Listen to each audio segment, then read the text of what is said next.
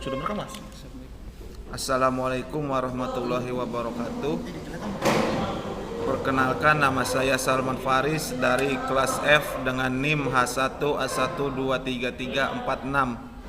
Dengan ini saya akan menjelaskan pengenalan CPU dan perbedaan software.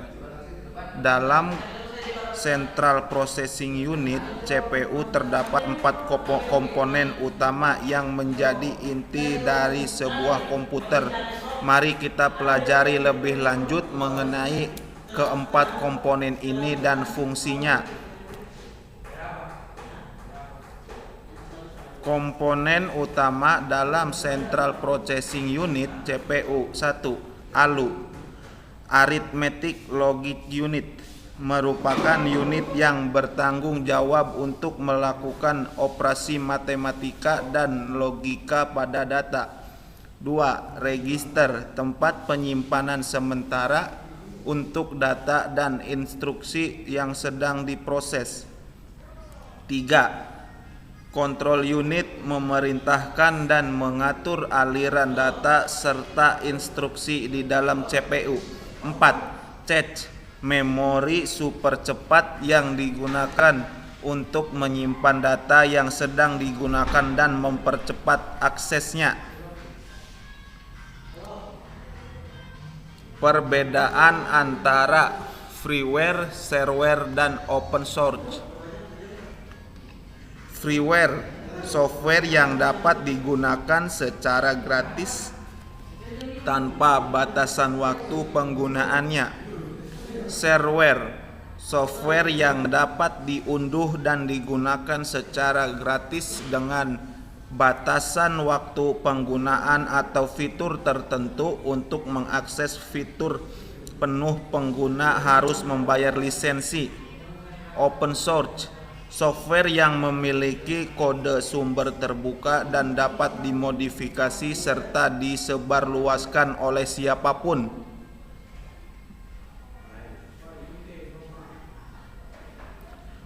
Contoh freeware, shareware, dan open source.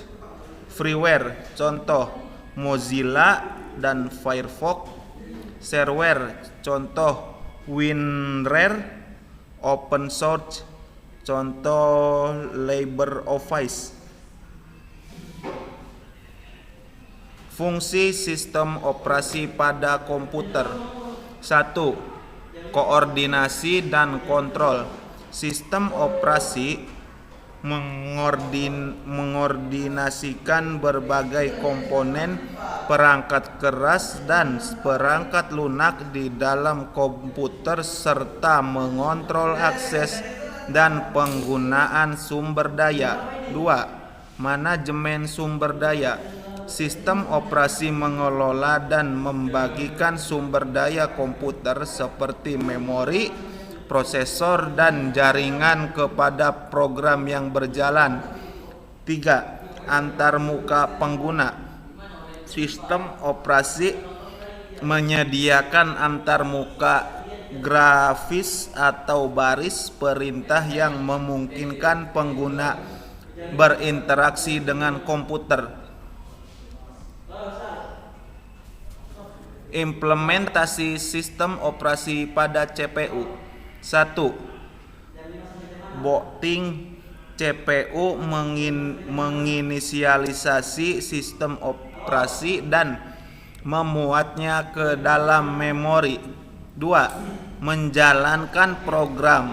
CPU menjalankan program yang diminta oleh pengguna atau berdasarkan instruksi dalam sistem operasi. 3.